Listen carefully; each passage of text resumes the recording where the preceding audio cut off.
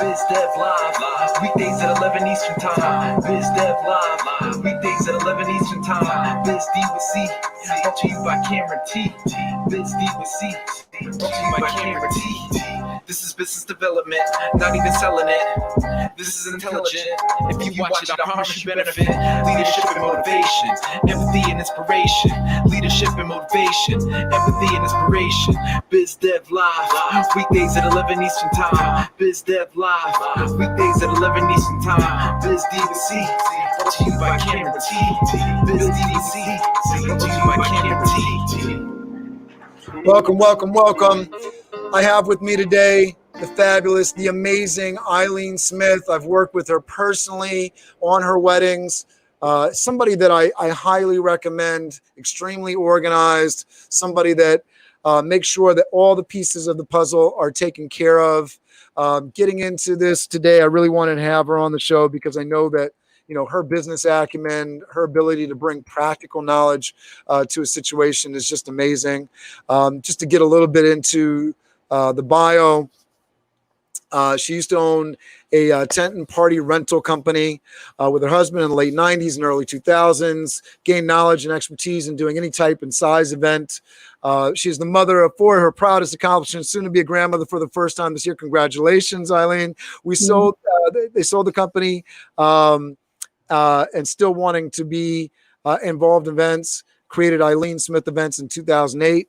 At first, it was a part-time business, cultivating clients and networks. In 2013, she decided to take Eileen Smith Events full-time and work on her passion. She's had the opportunity to work with amazing clients in the past 12 years. She's developed a wonderful network of vendors to work with and share with her clients. She loves the creative aspects of planning an event and making it unique and true to the character of a couple or an organization. Their motto, going beyond your expectations. Every event, she does her best with the team involved to make it happen, from logistics, timing, design, details, and execution.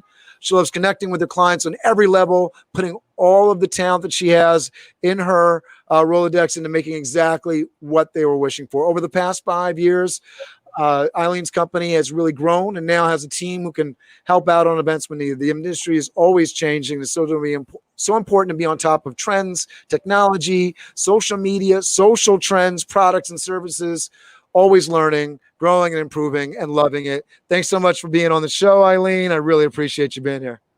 Thank you so much, Cameron. I really appreciate the opportunity.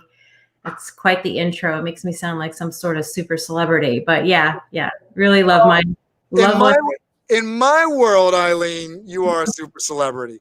And I know that there's so many brides and grooms who would very much agree with me. So many vendors that have worked with you that I'm sure have had wonderful, similar experiences to myself, that really appreciate working with somebody that knows what they're doing, is on top of the details, but also allowing folks to do their job and back off and let them do what they're good at, which I think, when you find that kind of partner in the events industry, it's a really special thing. It's really appreciated. So I'd love you to talk to me about a little bit pre-COVID, what you were into, what kind of events that you were doing. I definitely want to get into the now and how you're sort of working on the business in this sort of new environment, particularly for wedding planners. It's a very challenging time right now. But talk to us about 2019. I imagine 2019 was a pretty good year. You were looking probably forward to 2020 as we were coming into it, as much as I was.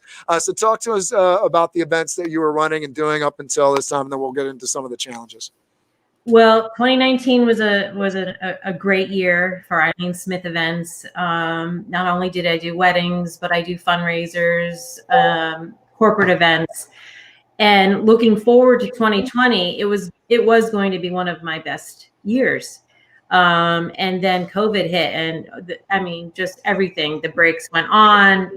I think everybody was kind of in shock, to be honest with you. And we're still going through it, because we're all sort of deciding whether or not, is this going to go away in the fall? Or are we going to continue? When is this going to be over? But, I had one of the first events that canceled was an event for about 2,500 in April. And it was for a retirement for a headmaster at a local private school here in Connecticut. And, all of a sudden we're just like, oh my gosh, we we got to cancel this. And then it was a domino effect. And then all of a sudden I'm sitting talking with my brides and conference calling and Zooming, and what are we going to do moving forward, and the what ifs and the safety. I think one of the key questions we would have when we would be talking about it is the most important thing about having a wedding is making sure that you feel most comfortable and your guests are most comfortable. And that's really hard to do when you start thinking about, oh, everyone's got to wear face masks. We got to make sure the tables are 6 feet apart. And it really wasn't worth it. So that's when we all decided to start postponing to 2021. And I'm really optimistic that 2021 will be a much safer environment for the event industry. I truly believe that. I mean, I still have about a half a dozen events for later this year, and I'm very optimistic that that's going to go really, really well. So fingers crossed. But yeah, safety and making sure, you know, it's not just the client, it's also the team that works for it. I mean, one bride was saying, well, I don't want anyone wearing face masks if I'm going to do this wedding in July. And I said, yeah, but what if a wait staff gets COVID and, you know, and dies? I said, you know, you have to think about the whole picture. It's not just you and your guests. So sadly, it was a good decision, to be honest with you. And once the couples made the decision to postpone, it was a big stress relief for them. And, you know, it's going to get better. And so out of that, what I did, I felt genuinely sad for them because, you know, everything had to stop. So I actually made a little gift. I'm actually mailing them out today. These are awesome. Yeah. And it's a COVID present for all of my couples that are postponing. And there's a poem on it. I don't know if you can see it, but I can read it to you.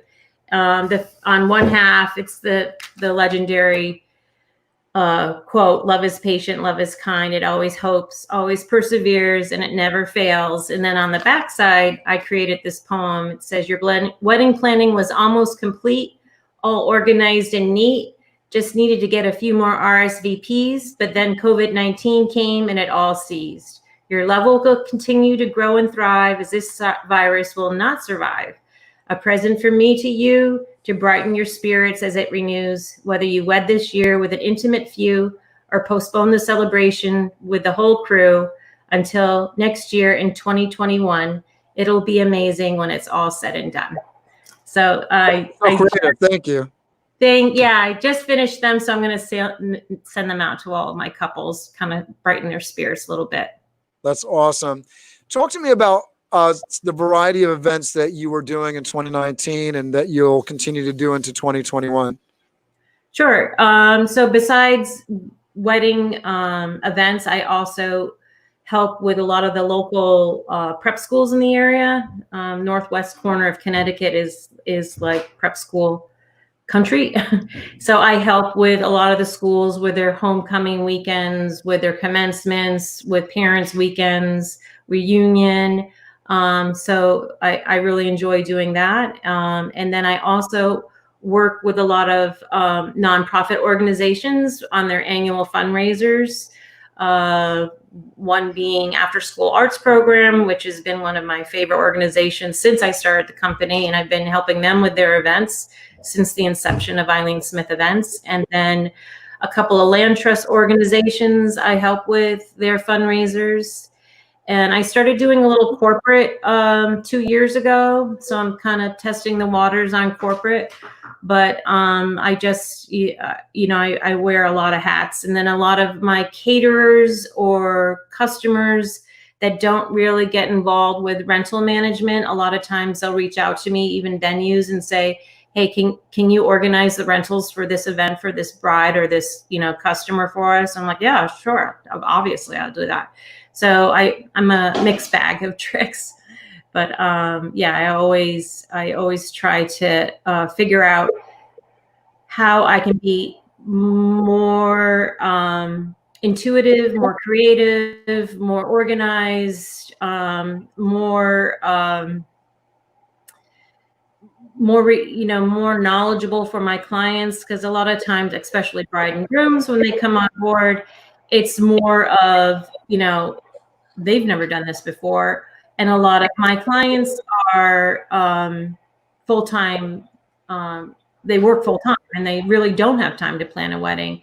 So they really rely on my expertise and knowledge to make it happen. So, and I love the whole creative part of it. And they give me their Pinterest ideas and they give me their, you know, what their wants and needs. And, you know, I really would love to have a bubbly bar when the guests arrive, and, you know, all those tiny little details, I, you know, incorporate that and try to make it all happen. And then I always love working with all the vendors, whether it's from my network of vendors or from vendors that the client has chosen. And like I always say, it's not just Eileen Smith Events, it's the team that makes it happen on the day of. And that truly is exactly, you know, it's like an intertwined network. We're all working together to make sure that it's the best experience for them.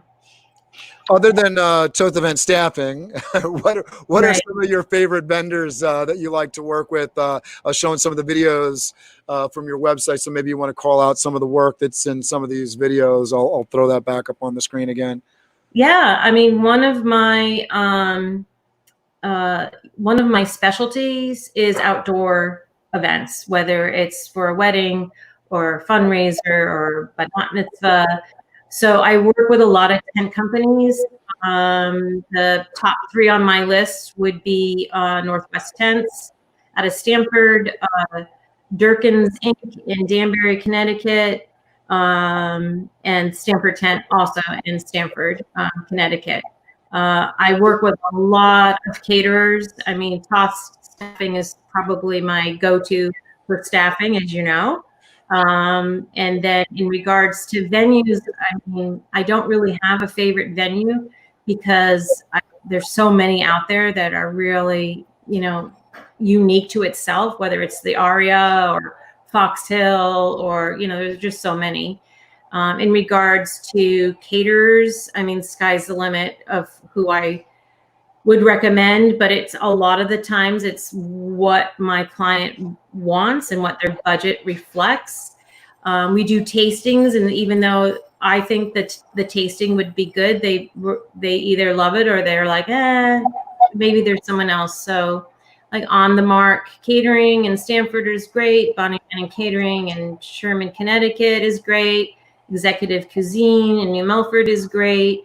JP Gifford in Kent is great. But again, everyone has a sort of different. And I love this about you, Eileen, because you're in the North Connecticut area. So, you know, one of the things that's sort of special when you get somebody that really knows their area well and knows the venue. So anytime I have somebody that's coming to me from, you know, a Stamford and north of Stamford sort of perspective, or Greenwich, a north of Greenwich sort of perspective, you're the first person I think of because I know you know the areas very well. Can you talk to me about the areas that you serve and know really well? Sure. Well, I do a lot of private events at either estates or their second homes, whether it be in Connecticut. I go all over Connecticut, or Westchester County. I don't really have a particular venue that I do a lot at, to be honest with you. It just depends upon. I just was saying, I think like, we talk about Kent, Connecticut, you know, just, you know, all these folks in Northern Connecticut in particular. I think you know the area really well. You know, if I say, you know, Pinfield Pavilion, I think you know the venue really well. So I know you know the geographic area, and that to me, you know, when I have because I have folks that are calling me all over the tri-state, you know, so you know, where I might not think of you first for a New Jersey wedding, anybody that mentions Connecticut, I'm like, Eileen Smith right away, because I know you know the area so well. Maybe I'm missing another area that you know well, or you know, some or those details. But I thought that was something that, you know, for people to have a resource in you. I think you know the Connecticut landscape so well, North Salem as well, into Northern Westchester. We've done several events up at the old Salem Farm. So I love that you have the the great geographic knowledge of these areas, not only for the venues, but also for the vendors that are really great in that area as well. Agreed. And a lot of times when they come to me, they're like, have you ever worked there before? And I said, well, no, I haven't. But, that doesn't mean that, I can't make it the best event that you've ever had. There's so many venues. Yeah, there's so many venues. Focusing on the venues that you have worked at, Old Salem Farm being one. Some of the, I'm trying to think of some of the mansions that are sort of publicly accessible that I know that you've done a ton of work at. And now, of course, they're all flying out of my head, but I know there's a few different mansions. Right. I know if folks call you, you definitely have some suggestions for them, correct? Oh, absolutely. Yeah. And again, it's all around budget and what their look is. Like if someone wanted a barn venue, like the barns at Wesleyan are beautiful. If they want something, just so elegant and beautiful, I may recommend the Aria up in Watertown. Yeah. If they're having an Indian wedding next year, and they're inviting 500 of their closest friends, and there's not too many venues in the area that can accommodate 500 guests, so we're going to do it at the AquaTurf up in Plainville. There is one. I used to be very much involved with the American Gold Cup. That's the one that we would work together with at Old Salem Farm in North Salem. And, that event was a VIP tent for the sponsors and the horse owners. And we would kind of create this temporary, beautiful space for lunches for the entire weekend, which was really fun and exciting to do. So a lot of what I gear my clients to is, what they're thinking of. Do they want something rustic? I did a wedding a few years ago, and it was at the groom's family apple orchard. Mm-hmm. And we had to transform, if you can imagine, the outdoor barn that they used to sell pumpkins and apples at, and we transformed it into a really cool rustic little wedding venue. And just doing all those DIYs. I did an event where it was the Croton Falls 125th celebration for the fire department, and we turned the indoor ring of Old Salem Farms Equestrian Center into a venue. And it was a challenge, but we did it. And it was an event. We had a really cool band that came in. We set up dance floor. We did really cool lighting. It didn't look like an indoor ring at all. And it was held in the fall, so it gave it a very Oktoberfest kind of feel. I brought in pumpkins and corn stalks, and we transformed the indoor ring. And I love doing things like that. I know, the creative side of it is so much more fun. Talk to me, in terms of the biz dev thing. I know that you did the rental business before that, so maybe you want to talk a little bit about that. I didn't even know that. When you sent over the bio, I was like, oh wow, that's really interesting. Talk to us a little bit about maybe, some of the reasons that you got into that business, some of the reasons you got out of that business, some of the things that you've learned from that and that you've brought over to Eileen Smith Events. Sure. So my husband and his family owned a tent and party rental company called Durant's Tents and Events, or actually it was Durant's Party Place. And it was probably one of the largest tent and party rental companies in Fairfield County. Did many events in the day, from a small backyard wedding, a barbecue or graduation or baby shower to, commencement events at local colleges and universities. We dabbled a little bit in New York City, but really our hub was Connecticut. And I learned because a lot of times in this industry, people don't know where to start when it comes to, you know, the look or the size of the tent or the type of tent or the type of lighting or the logistics that get involved with it. I had this one client that wanted to get married out in a field, and we had to bring in generators. So that education and that knowledge I brought with me, or design elements, different kind of fabrics or colors, you know, kind of figuring out that, you know, what the client wants and kind of envelop it in the whole design aspect of it. And the timeline, like I loved being in the event industry so much. My husband was done with it. He had been doing it since he was 16 with his family, and he wanted to go into the IT world, which he was gifted with. So that's why we decided to sell the company. But I still loved the engagement, the interaction, taking their vision and truly making it a reality. And I think having the experience of being in the tent and party rental industry gave me a little more edge on making it happen.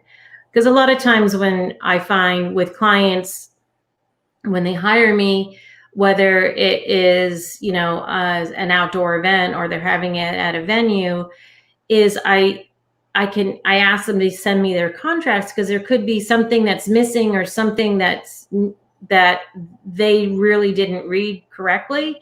So I really help them on that level too, because, you know, sometimes reading a tent rental contract, you know, it's like a different language, you know, sidewall this, and, you know, barn plugs this, and generator here, and, you know, a lot of it really is something that is an education. And I try to help my clients be more knowledgeable of what they're looking for and what they need. Yeah, putting a wedding together, especially, it's a big event. There's a lot of moving pieces.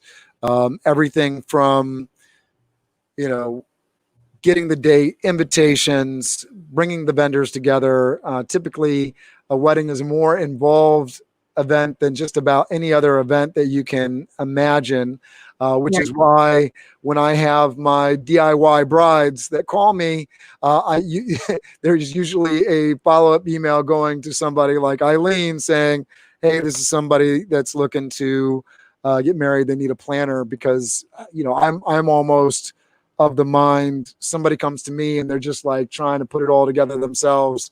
I've been through that scenario so many times that it's just not worth it to get involved with somebody that really doesn't have their head around all of the moving parts. And I know that it's not going to be a great outcome for both Toth Event staffing and for the bride. You know, talking about some of the issues that we're getting into now, you want the wedding to be a stress-free, happy occasion for the bride, groom, and their family.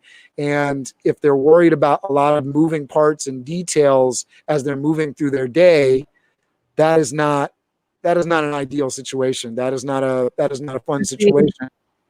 And one of the things that I really value about, you know, the services that you bring to the table, I've worked with a lot of planners, and I've worked with a lot of great planners, but not every planner that you work with is a great planner. Not every planner that you work with, even if they're good planners, knows how to deal with the challenges as they pop up. You know, if everything goes to plan, great. They put a great plan together. But I really appreciate the planner that comes and they have the bobby pins, they got the duct tape, they got the garbage bags, in addition to all of the beautiful aspects and the coordination pieces and the timeline, making sure everybody from, you know, the bride's groom or the bridesmaids and the groomsmen have their speeches, know their timing, all that good stuff. But do you know, can you handle the little details? Do you understand how to manage the caterer? Do you understand how to manage the food truck? I mean, you know, suddenly, you know, the DIY wedding where they're coming to me and they're saying, yeah, we just want to do a simple thing. We're getting married in a field. We're going to have some food trucks. And I'm like, whoa, whoa, whoa, whoa. Like in my mind, I'm like, Right. that went from Right. simple to not simple in record speed, because the moment you say field to me, I'm like, water. Where are you getting water? Right. The moment you say food truck to me, I'm saying, what's the look in the field that you're going for here? The moment you say, so all of these things start, go on the variables, because I know what typically the vision, in a bride and groom's head probably wants to be in terms of service and experience and joy. Right. So having that practical experience and coming to the table, not only with the planning experience and knowing how to get into it, but with the duct tape as well, is really what you need for that day. So on the business development side, how do you handle some of those tough conversations with DIY brides and all the way up to the folks that actually have the budgets that we like to work with? How do you handle those initial conversations to make life easy for yourself? And I think about, and having this conversation, how do we make our business smarter, more, accomplishing more, but having to do less, right? In terms of, I'm less on the phone doing the negotiating and more on the phone and in the planning of actually doing these lovely, amazing events. I know. Well, through the years, I've done a lot of events. And what habit I got into is after each event, I sit down and I write down the pros and cons, what I could have done better, what came up that was unexpected, how did I handle it, how could I have handled it better in the future.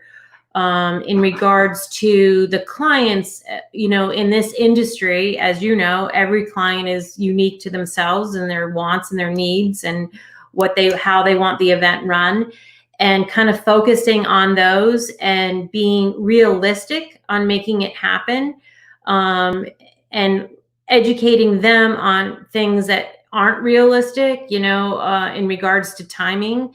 Like, let's do the first dance and I think we'll do the cutting of the cake, or getting them to understand that it takes time to clear a table before you bring out the family style, and how much timing that takes. And why does the bartenders have to come 3 hours earlier? And I was like, yeah, well, they need to set up it's an education to help them understand. I mean, I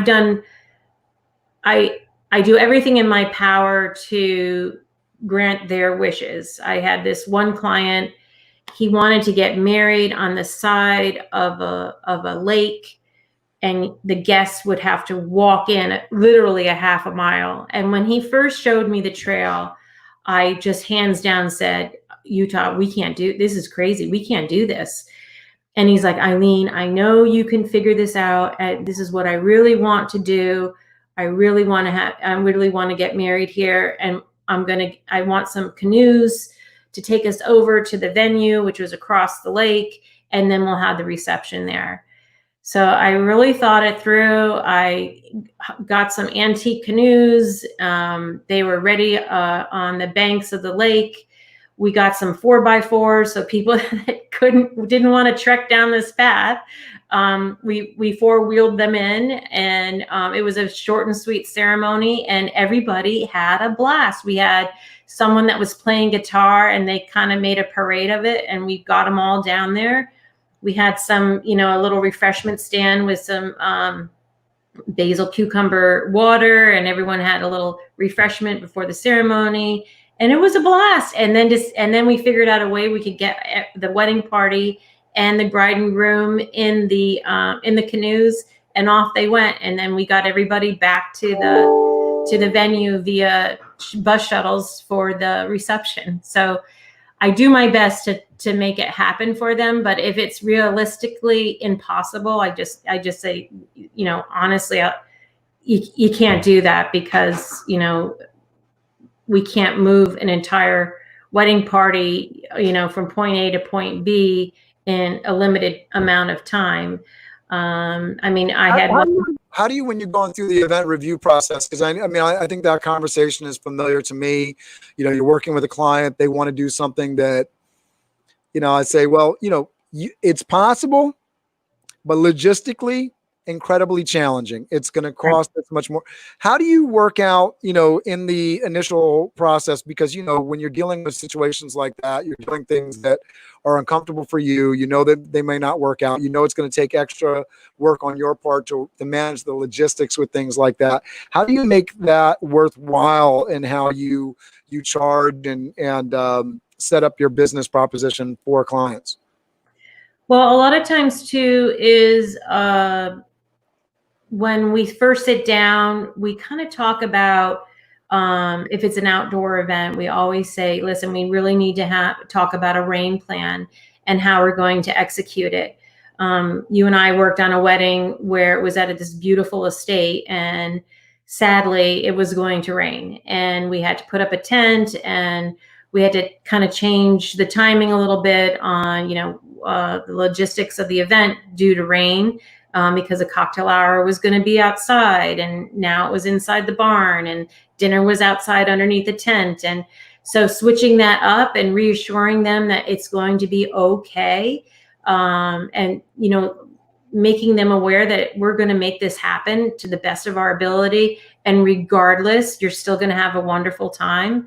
I think that's important to kind of relay that message on the what ifs on every level in the planning stages, and when we need to make these decisions on when to go to a rain plan, or God forbid that something happens, a storm. I did a wedding in January, and we were talking about, you know, what if we have this big storm, because everything was being valeted.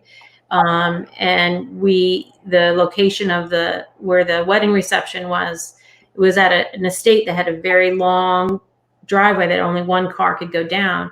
So we figured out logistically between the valet company and myself, reassuring the client that we've got this. If it's going to snow, this is what we're going to do.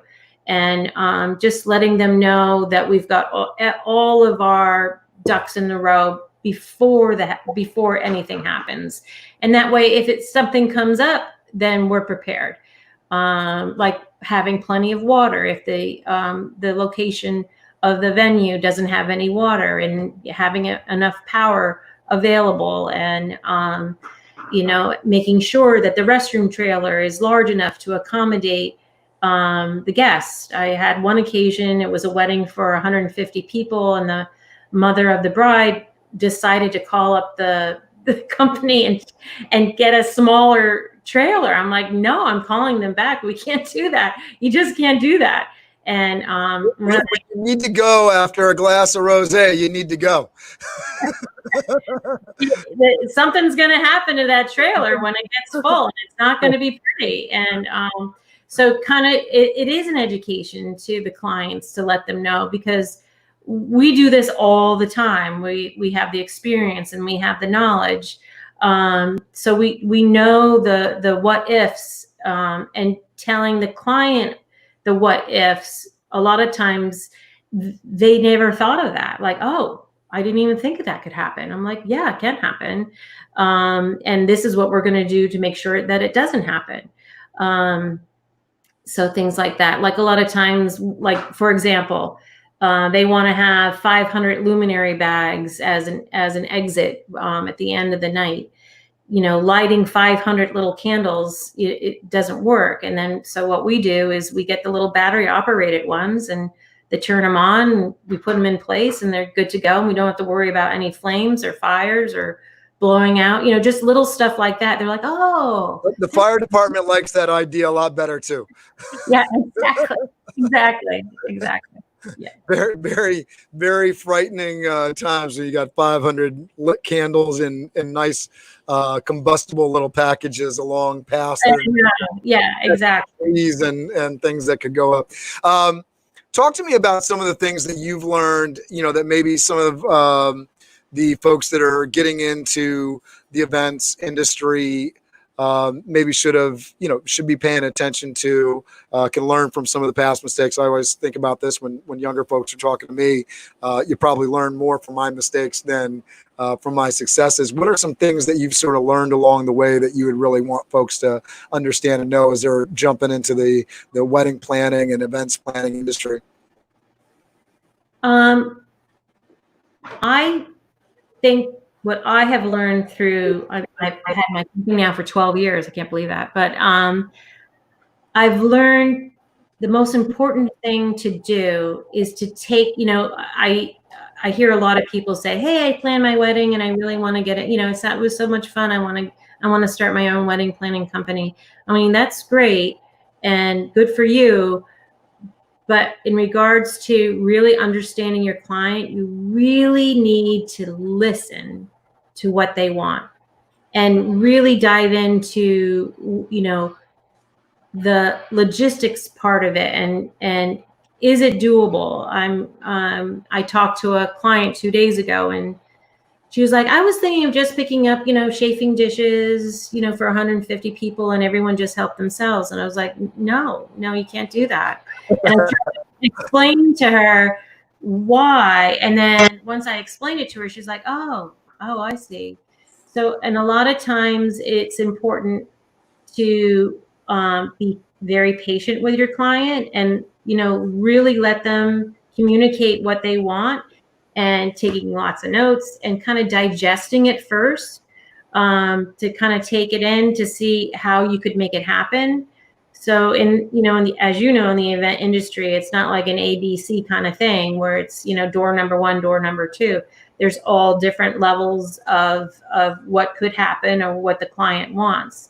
I want to come back to this larger conversation, but I want to deeper dive on something on the listening piece, because what I find a lot of times on those initial calls, especially with, brides that are intent on planning their wedding or planning aspects of their wedding, grooms too, that they are rushing through that initial conversation because they're almost afraid of feedback.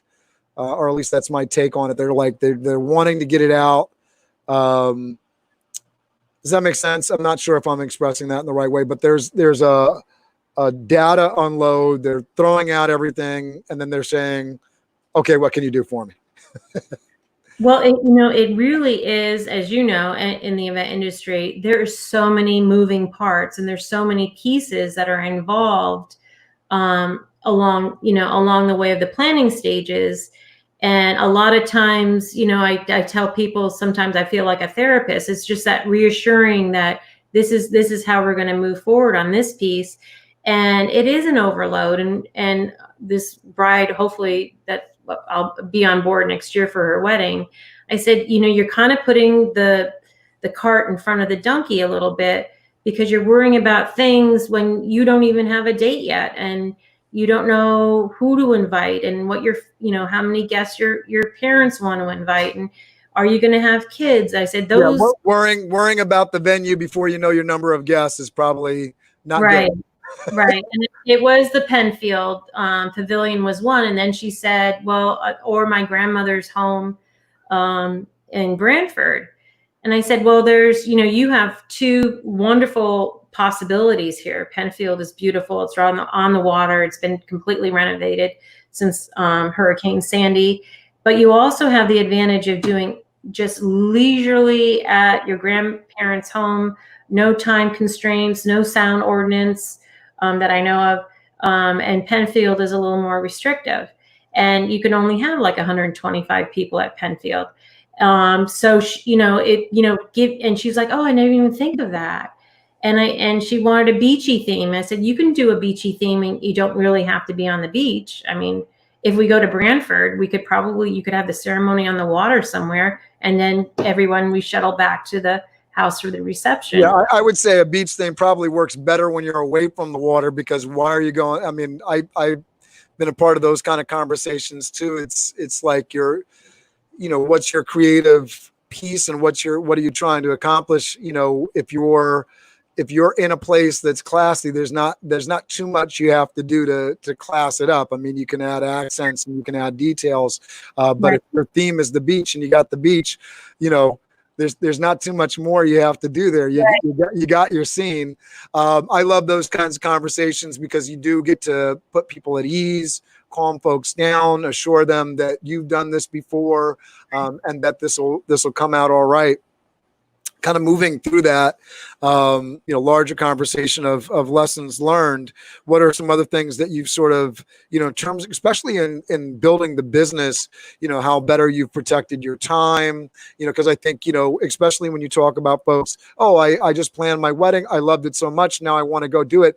They don't understand because when they were doing it for themselves, the time that it took, it was a joy and a pleasure because they were planning their own thing. But now suddenly you're billing somebody else for your time, or you've done an all-inclusive fee. What are some of the ways that you bill folks? I know you do some different things. You have some different packages. So you have complete event management. You have month of coordination. You have this thing called Event Market Square. So maybe walk us through some of these different products and how you charge out for these things so that folks can maybe learn from that and understand how to better protect their time. Sure. So the packages that I created, they're not really packages, because what I found over the years is people want to do a little bit more, or they have let me rewind. So you have the client full time, working all the time. They want to get married. They just don't have the time, the expertise, and the knowledge to execute it. And that's where I come involved with full event. I tell my clients, I'm going to become your new best friend, because we're going to go through the whole logistics. I send them this giant Q&A that they need to answer for me, so I can better understand what their needs and wants are in regards to their wedding. And then and the whole vendor selection, whether it's the venue, the caterer, the invitations, the website, which has been becoming more and more popular over the last 3 years, the florist, the photographer. Sometimes it's in between, where a client will call me up and they said, I've got all my vendors in place. I just need someone to execute it and create my timeline and make things. I do some of that, but what I find out is, like you said earlier, I want a simple event. Then suddenly it's like, oh, I can't get that photographer now. Can you help me? Or, oh, I love that idea for the seating chart. Do you have someone that can make the seating chart for me? So there's a lot of little add-ons that kind of evolve as we go through the planning stages. So what I've come to find out is there's sort of like an in-between between the a full event planning and the month of.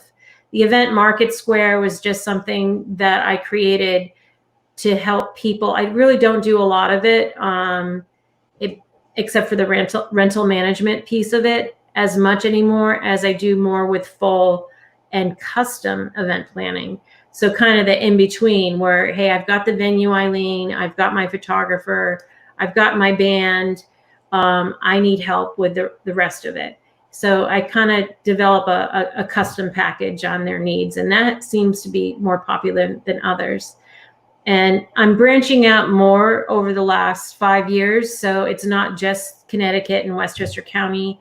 I was going to have my first Hampton wedding this past weekend, but it's been postponed till 2021. But I'm excited that getting into a new market like that, which is very exciting for my company, and knowing that I can expand and networking with more people in that area than just in, my little neck of the woods here. I always wonder, it's been a challenge for Toth Event staffing. Do we focus on Westchester? There's so much business that's untapped here. Do we expand, in terms of, add additional revenues, but additional work, additional driving, there's more networking. How are you handling this as you're growing, and what do you see as the trade-off in value, or the plus in terms of billing? Is it just, I know Hamptons, you got some bigger budgets. I think this goes back to the biz dev side as well, because, I think you sort of learn as you're going on. You can work with a certain level of clients and you can make a certain amount of money, but then you work with another level of clients and you get to do some more of the creative things because the budgets allow that. I know that's been a thing for us as we've gotten into some of the event planning and logistics. Toth Event Staffing is not a planning company by any stretch, but we'll take on things that are in our wheelhouse along the lines of, all right, you want to work with a planner, we'll work with a planner. We'll combine our efforts. We're working with caterers that we understand and know. We understand what the rentals aspect of that. We have a really great, strong relationship with Please Be Seated. So, we can take on some of those things, and it's in Toth Event Staffing's benefit to have that relationship, especially with the bride or groom. That's, they've sort of gotten a lot of their details worked out. Again, if they're trying to figure everything out, I'm like, get a planner on board, call Eileen. But if they've got it mostly figured out, they know what their venue is, they know what, their plan is, they got a day of coordinator. We'll take on planning some of the pieces and negotiating some of the logistical challenges. We've done everything from little trade shows to wedding events where they just needed basically facilitation of rentals and timeline with the caterer. So we'll take care of that. And I'm happy to, because as a staffing company, we know better than even many planners in a lot of respect what goes into the actual catering logistics, up and down stairs in some venues.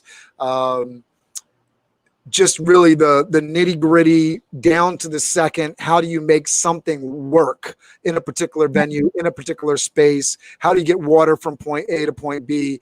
So we'll take on some of that stuff, but we'll only do it when sort of all the stars line up, so to speak, because you got to have a certain level of budget. You got to be willing to work with certain vendors. If you're in control of the rentals and somebody else is control of this and somebody else is control of that, and you want us to come in and organize it with no control, it's like, listen, you tell me when you want the waiters there, and I'll make sure they're there. But that's I don't know how much I can help you there.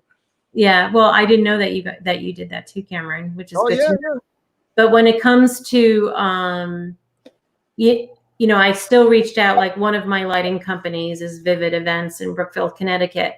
And great guy, great inventory, does a great job. And when I approached him about this place in the Hamptons, I'm like, would you go down there? And then I wasn't sure if he would or not. And he was like, yeah, absolutely. I was like, oh, great. So a lot of times I'll reach out to vendors that I love working with and know that they'll do a fantastic job because it reflects well on my company, to see if they are willing to do that. So I always kind of reach out to my network first to see that's available. But, a lot of times a florist from the city or from Westchester aren't going to go down to the Hamptons. So reaching out and networking with local floral designers in the Hamptons was really great for me. And establishing hopefully future events with each other was great. But like one of the photographers who's more in the Westport area,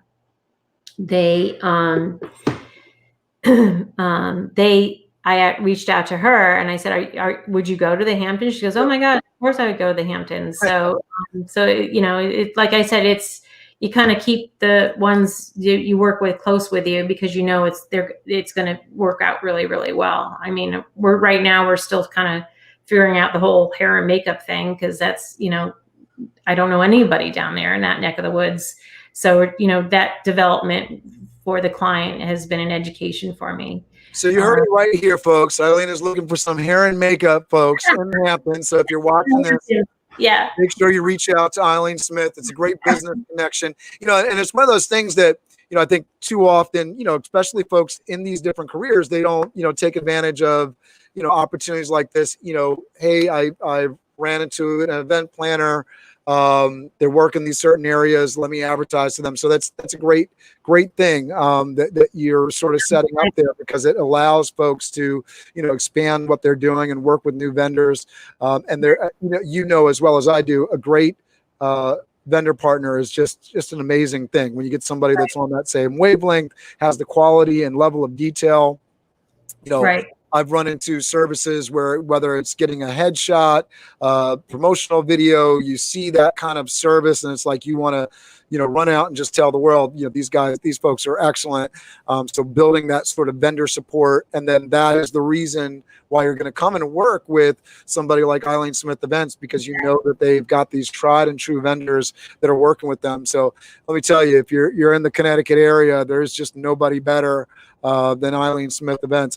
I have worked with, in terms of, bringing vendors together and really, accomplishing what, a bride and groom is setting out to do. So, I know that there's going to be tons of events that we're working in Connecticut. I'm looking forward to, as we both expand, I'm looking to do more stuff in the Hamptons as well. And we'll bring our resources together and create some business opportunities out there. It's amazing. Please Be Seated, who was based their warehouse in the Bronx until recently, actually just moved their warehouse to double up with a strategic partner with Elite Tent and Party Rental out in Long Island. So they're a great rental company. They have a great affiliate relationship with Toth Event Staffing, so I'll give you their information. Ellen Spire, I don't know if you've met her, but she's awesome. So that's a great connection for the Hampton scene as well. When we bring these vendors together, it's an amazing thing, because you get the fireworks that goes off, because you got creative people that are working together and on the same page. Talking to the Connecticut area and what you've been able to do there, what are some of the networking relationships and things that have helped your business on the promotional side over the years? A lot of the networking, when I first started Eileen Smith Events, I really hit the path hard, and I reached out to venues and caterers, florists, photographers, just introducing myself, saying, hey, I've started this new company. I'm really excited. Would love to network with you, and kind of creating this networking, because they would turn around and they would be like, oh my gosh, of course I would recommend you, Eileen. Can you please recommend us? And that's how it kind of developed. I got involved with some social gatherings, breakfast networking groups. I didn't really get a lot of events out of it, but I got more of an education on their perspective on doing events, whether it was a florist or a designer or a caterer. So that was good. A lot of, as my business evolved and I was introduced to more vendors, because a lot of times my client would already have the vendors, kind of reaching out and getting a little more to know them and being able to recommend them on a future event has been really helps me to diversify and become more network worthy. So it sort of has evolved slowly, where now I have a wonderful group of vendors that I can choose from. Or someone who says, hey, I really need a harpist for the wedding ceremony. I got a great harpist. I worked with them 3 years ago at this wedding, so, and then it kind of full circle swings around again, just like with Toth Staffing. You guys are fantastic. I don't even have to worry about it if I tell Cameron I need a bartender for, a couple of bartenders for this event. I know that they're going to come on board and they're going to be fantastic. They're going to take care of it. I don't even have to worry about it.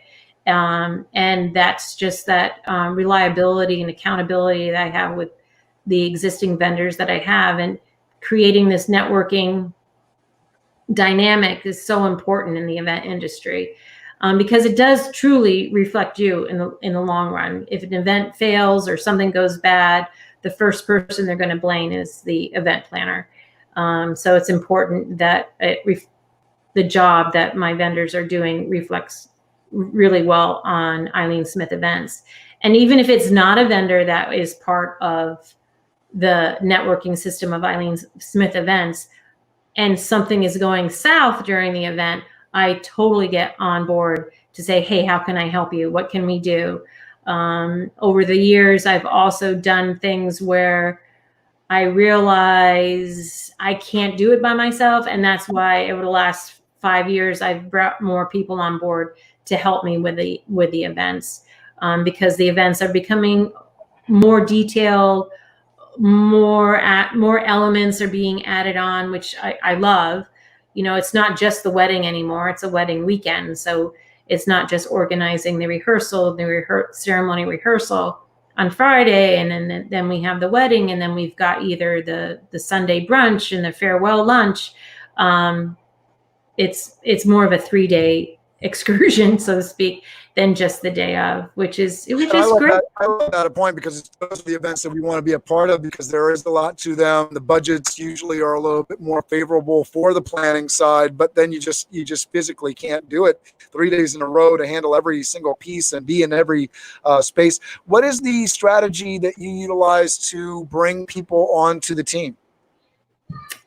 Well, I train a lot of my staff, just just having them come on board on the event, get an idea of the flow, and they don't have to stay the entire time, but to get an idea of the dynamics of being, most of us have been to events, whether it's a wedding or baby shower or bachelorette party or bar mitzvah or whatever, but we've never been behind the scenes. And having them come on board and seeing, this is what we need to do to make sure that we're green light go for the wedding ceremony. So a lot of it I train myself, and if not, when they send me their resumes, I see what their experience is, and if they had been a bartender or a waiter or waitress, that's a plus to me, because that tells me that they have been behind the scenes, so to speak. So that's kind of what I look for when I'm hiring somebody. Yeah, no, it's always a plus to me when I know I've got somebody that's worked with an event planner before. I know they got some sort of idea of logistics. It's not, it's challenging on my side, because trying to figure out how hands-on they were, because if you were just doing some charts and on the other side of a computer screen, that Right. is definitely not the job on my side. But I know that, for somebody coming from my side of it, they picked up a plate, they picked up a dish. And so, they got some of the hands-on service pieces that you should have coming into this industry. Right.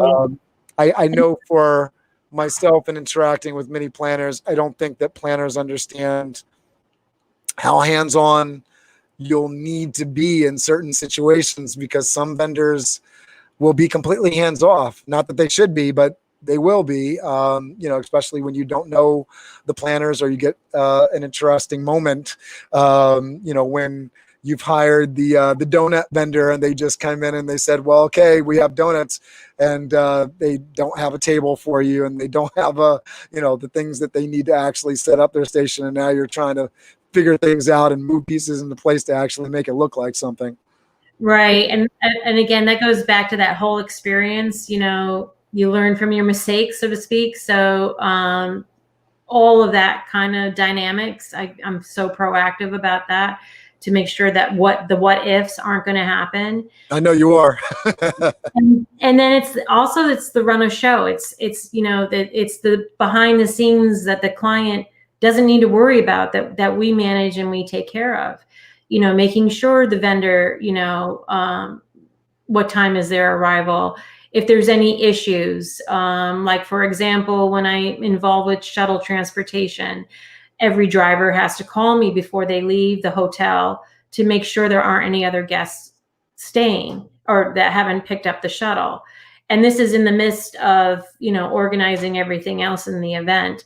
So all of those little pieces that you and I know, the behind the scenes, even though things do go south, and trust me, things have gone south during events, being able to pick up the pieces and still make it run smoothly without the client knowing is the cherry on top of the cake, so to speak. That's when you're like, I did it. They had no idea, and we're good to go. I had a caterer ripped open his hand. He's like, I'm out. I'm picking up my staff. I'm out. And I'm like, oh my God. And I had to, we had to clean up. So let me ask you a question, because I don't know the answer to this. But with that caterer, have you ever worked with that caterer again? No. So that was a caterer that was from the city, good friends with the bride and groom. They had to have him. He was reassuring that he could do it, not a problem, even though it was a restaurant in the city. He never did any off-premise catering. And, I just held my breath and I was like, okay, we'll do it. And at that point in time, I didn't know you. And I had my own staff come in to be the bartenders and the waiters. And thank God we did, because it was my my goodness. I can't imagine. It was my team that had to clean up. I mean, they took their sous chefs and their, all the back of the house, staffing, and believe me, I've been there many, many times with caterers, and it's sort of a hard thing when you don't have a coordinator and you have a caterer that is just trying to sell the job, and they aren't necessarily preparing the client for all the things that are a part of a catered event. So many times people will be organizing things themselves and they don't understand the difficulty of catering an event. I mean, bringing all the equipment in, making something sanitary, keeping things hot, clean up, waste disposal. It's just, it's an extremely complicated thing, especially in those situations where you don't actually have a full kitchen. Or even if you have a kitchen, is there a spice in the kitchen? Like all of the things that you have to bring. Is there plastic wrap? Is there, is there a Reynolds wrap? Even for small events where clients are doing social events and things like this, party room in a building, all the things that go into bringing food into that space, very challenging. Anybody that's ever set up a barbecue in the park, you get some sort of idea of all the things that you need to bring to the table in order to actually get a meal out. But you don't necessarily think of that when you're doing it for 150 people, or, it wasn't a big deal for, my party of 15 in the park. But now we're talking about a different thing and a different quality level, a different look, a different feel. I could probably spend the rest of the day on here with you, Eileen. I enjoy having these conversations. I want to wrap things up for folks. I want to leave some value for event planners, and I would love to leave some value for folks that maybe are thinking about, planning their next fundraiser, their next, their once in a lifetime wedding, or their second or third wedding. I kind of want to leave two pieces of advice. Let's start off for folks that are getting into the business or currently in the business. What's some great just parting words that you would give them in terms of how they can reach out to you for advice, how they could work with you, and maybe some parting wisdom there? I'll let you say that, and then we'll come back, and then we'll just talk a little bit about how clients should get in contact with you and how they should work with you. Sure. In regards to people wanting to get into this industry, as I said before, it's a lot of patience. It's a lot of hard work. It turns out to be really, really pretty, but it takes a lot of effort to do that. And understanding that going beyond your expectations, even though it's not what they're paying you for, but in the long run, it reflects positively upon your business. And that hopefully word of mouth is probably the best form of promotion. That down the road, they'll say, hey, this was great. I was at this wedding and the wedding planner was Eileen Smith Events. And oh my gosh, you did a fantastic job. Even though they didn't pay me for what they really needed. But I kind of look at it at that perspective. I look at it saying, you do this, but you're going to gain more down the road. I love that perspective. Is you always want to under promise and over deliver. And a part of that, I think one of the biggest things that I've learned, in my event business, I've had it for the last 9 years, is you want to build that into your pricing structure, knowing that you're going to do more than you promise. So make sure that you include that in terms of your fees so that you can do that effectively. I mean, I love the gifts that you're sending out to your postponed couples, in order to sort of make that sustainable over the long run. You need to build that into your pricing model. What money are you putting aside for marketing? What money are you putting aside for client relationship building, staying current and staying focused with clients, and building that into your profit model, making sure that there's cents on every dollar that are coming in that are allocated not only to your profit, not only to the future of your company, but to client relationships is such a huge thing, and definitely one of the things that I've taken away from having my own business. All right, so talk to us about how people can get in contact with you, how they can, if they're a client, what's the best way to contact you and work with you? Well, the most popular way is through my website, eileensmithevents.com. I have a contact page on there, and it has my phone number on there. My email is eileen@eileensmithevents.com.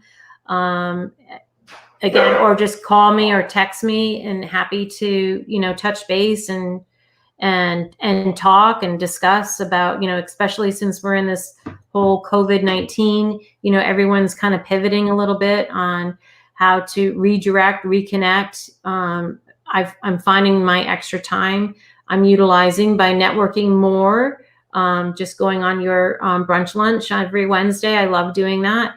We have Liz King. Shout out to anybody that's an event planner that's watching. We have Liz King coming on, doing her 5 minutes learning. So Liz King, I'm sure she could plan a wedding, but she's sort of a different type of event planner, focusing more on the tech space and online talks and brand launches and that sort of thing. And she's going to be talking about 5 lessons learned from doing her 2-week-long, 10-day-long, 2.5 hours a day Pivot Virtual Summit this Wednesday. So if you're interested, get in touch with me. We'll get you the invite information for that free event for event planners. Great. Yeah, I'm already signed in for it. I'm looking forward to it. Oh, that's awesome. All right. So folks can contact you at eileensmithevents.com. I know you gave out the phone number. What should a bride or groom be bringing to the table when they're calling you? What should they know? What should they know? Well, hopefully they've looked at my website and looked at the events that I've done in the past. That kind of gives them the idea of the flavor of events that I've done, although I can do just about any event with any design element that they're looking for. In regards to one thing that I find with couples is they feel kind of insecure in the fact that if you've never been at a venue, that you really wouldn't do a good job there. And that's not the case. I think the most important thing is to talk to the vendor, to talk to the planner, to talk to the caterer, and get a connection. Sometimes you have people calling me up and they're interviewing planners. And one thing I try to tell them is, we're going to be talking a lot with each other down the road, and we really want to have that connection. And if you don't get that connection, which hopefully I do on majority of the time, then you get there's a loss there. There's you really need to be able to communicate well with the client and be comfortable with the client and get that awareness and reassurance that and confidence that he or she will execute it well for you. I think that I don't know if you do this. This is something that I know that I will typically do. If there's a venue that I haven't been to that's, within my, my area, if it's somewhere way out or something like that, I would charge for it. But if it's a new venue that I haven't, really had a great deal of experience, I'm excited to see new venues. Let me go and check it out and and I'll get a relationship with the venue that way. Just because I haven't worked with the venue doesn't mean I can't know about it. We understand logistics in general. So another venue is just another set of logistics we probably dealt with before. And I totally understand that aspect of it. So don't be afraid of working with somebody that it's the first time into the venue. We kind of know what we're doing on that end. Right. In addition to looking at the website, do you want them to know anything about their budget, their timeline, their date? So there's a lot of people will actually come to me saying, I have X amount of money to do this event and I want to invite X amount of people. Realistically, depending upon their budget, it's either favorable or you have to turn around and say, there's no way that you can do a wedding for 300 on a budget of $15,000. It's just impossible. So being able to, a lot of times when I ask them, what is your budget and how many guests are you planning on having? That's an important piece very in regards to how to move forward on deciding, what kind of wedding they want. It could be something where they were anticipating that a wedding could cost $100,000 or $250,000. I think the average weddings that I produce and execute are, range depending upon their budget to being either $30,000 or $250,000. It's all about, what elements you want involved in regards to the day of, and whether or not, for example, you have a wedding party of 10 bridesmaids. Are you going to pay for all of their hair and makeup, or are they going to pay for all that? So all those tiny little things kind of add up. Even your dress. What kind of dress do you want to have? Is it going to be a formal? Is the guys are going to be in tuxes? Do the girls get their own dress? So there's all these questions that get involved, which can become overwhelming. But I think the key thing is to, when they sit down, is in regards to their budget, is, just to kind of think about what they want. They want something intimate, they want something big, and start there. And then from there, find out, because weddings can be very expensive. Are the parents involved? Are they contributing to the budget? Is it just going to be the bride and groom? Is it that, how much money are they, if it's just the two of them, how much money, can you afford to make this happen? And then from there, we kind of set a basis, and then we go from there. So if we decide that, hey, I only have $25,000 to do this wedding, I know I can't invite 300 people. What realistically could we do? And if I come on board, we kind of figure out what avenues we can take to make it happen for it. Well, it sounds like come in with an open mind, especially if your budget is low. Yeah. I mean, I did a wedding actually 2 years ago. They had $15,000. He was a fireman, so he was able to get the tables and chairs from the fire department. And we got really inexpensive tablecloths. It was a buffet meal. Baby's breath, which is very inexpensive, was the flowers on the tables, and we flooded the tables with votive candles, and it was great. We got a DJ who was really great, and it was outdoors in a pavilion. So it worked out for him, and it was like 110 people. So you can take away from one part to make something else happen. So if you really want to have this beautiful hoopah or archway for your wedding ceremony, maybe we could take away something elsewhere to make that happen. Or we can repurpose, the flowers from the ceremony, we can repurpose and use them for the cocktail hour, or for the buffet tables, or for the bars, or for the gift table. So there's a lot of tricks of the trade that, I've learned from experience in all my events of how we can make it happen. So, and I do my best to do that. Like I said, our motto is going beyond your expectations. And I really, really, really do my best to do that, make it happen for them. Yeah. So if you're in Connecticut right now, you want to work with Eileen Smith, give her a call. Yeah. I was going to talk to Eileen about we're going to get some virtual options for as well so that you can do the small ceremony. If you're looking to get married this summer and want to include the family, we can add that in there. We'll take care of you. Thank you so much for doing this, Eileen. You very much. I'm going to let you close us out here. I'll let you say goodbye. Thanks so much for doing this today. It's always a pleasure to speak with you. And of course, always a pleasure to work with you. Thank you.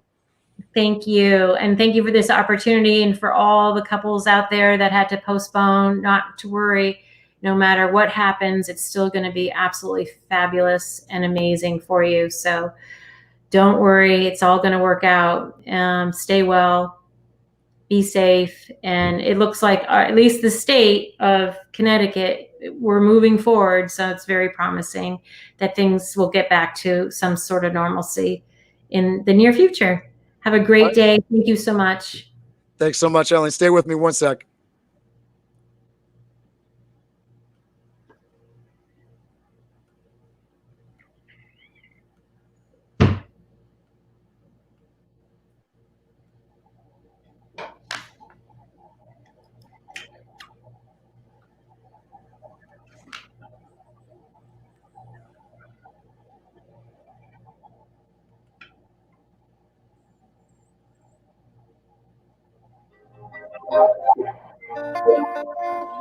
Biz Dev Live, weekdays at 11 Eastern Time. Biz Dev Live, weekdays at 11 Eastern Time. Biz D with C, brought to you by Cameron T. Biz D with C, brought to you by Cameron T. This is business development, not even selling it. This is intelligent. If you watch it, I promise you benefit. Leadership and motivation, empathy and inspiration. Leadership and motivation, empathy and inspiration. Biz Dev Live, weekdays at 11 Eastern Time. Biz Dev Live, weekdays at 11 Eastern Time. Biz D with C, brought to you by Cameron T. Biz D with C, brought to you by Cameron T.